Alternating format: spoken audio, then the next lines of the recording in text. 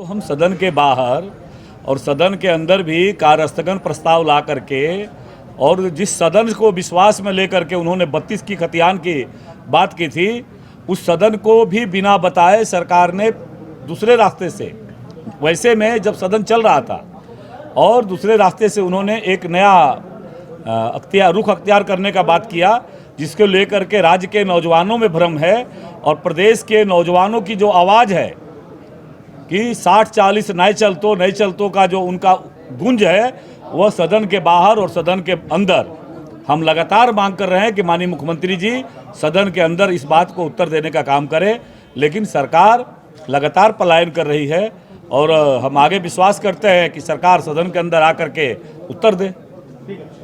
लेकिन हम तो सवाल उठाते रहेंगे उस नौजवानों के रोजगार के सवाल पर।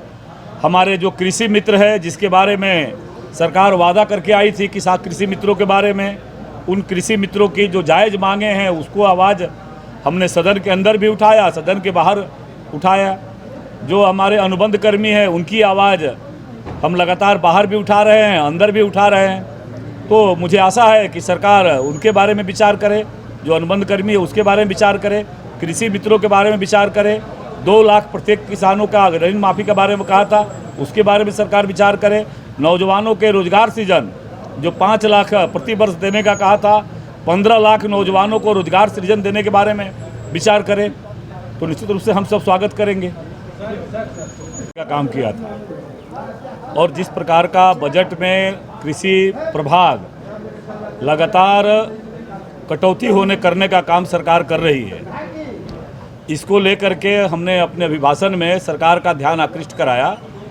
और जो पिछले वित्तीय वर्ष में सरकार ने कृषि बजट रखा था, उसमें से मात्र 18% ही राशि सरकार खर्च कर पाई है। 57 ऐसी योजनाएं जिस पर सरकार ने 1 पैसा भी खर्च नहीं किया।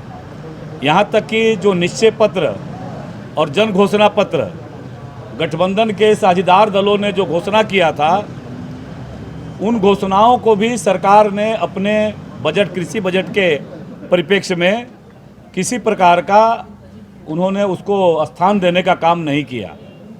और इसलिए इस कृषि बजट का हम लोगों ने जब सदन में चर्चा करने के लिए सरकार का उत्तर देने की मांग किया, तो भारतीय जनता पार्टी के विधायकगण ने उसका बहिष्कार किया कि माननीय मंत्री जी यह बता नहीं पा रहे थे कि जो आपने 2 लाख रुपया प्रत्येक किसान को ऋण माफ़ी करने की बात कही थी, कितने किसानों को आपने ऋण माफ़ी करने का काम किया है। उसी प्रकार से 57 ऐसी योजनाएं वो आपकी सरकार ने 1 पैसा भी खर्च नहीं कर पाई।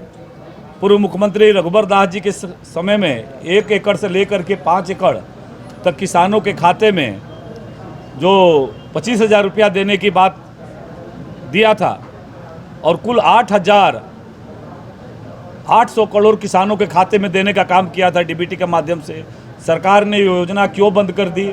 ऐसे सारे किसानों के मुद्दे को लेकर के सरकार उत्तर नहीं दे पा रही थी और इसके लेकर के हम लोगों ने सदन का बहिर्गमन किया।